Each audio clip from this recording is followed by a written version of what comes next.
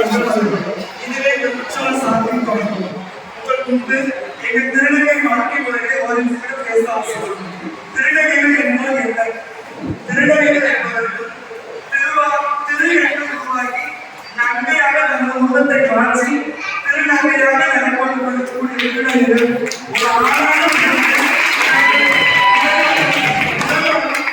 பெண்ணாக மாறிட்டு திருநங்கையாக மாற்றிக் கொள்கிறார்கள். திருநங்கைகளுக்கு தமிழக அரசு மூலம் பல்வேறு நலத்திட்டம் கிடைத்துக் கொண்டிருக்கிறது.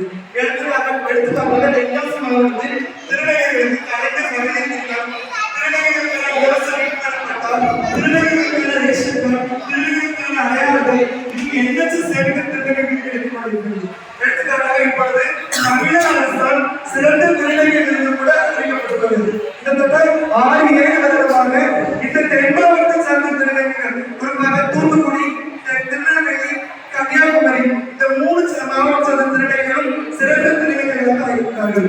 அது திருநங்கைகளுக்கு ஒரே ஒரு வார்த்தை மட்டும் சொல்கிறேன். நம்ம இனத்து மக்கள் சமூகத்துறையிலும் சட்டத்துறையில் சர்வீஸ் சர்வீல போடவும், சமூகத்துறையில் பிளேஸ் போடவும், மருத்துவத்துறையில் அன்புத்தூக்கி போடவும், ஆசிரியர் துறையில் ஆசிரியர் போடவும், அரசியல் துறையில் நம் திருநங்கைகள் காலத்தில் பதிந்து நம் வாழ்வில் எண்ணற்ற தலைமையில் ஏற்படும் சொல்லி வாழ்க்கை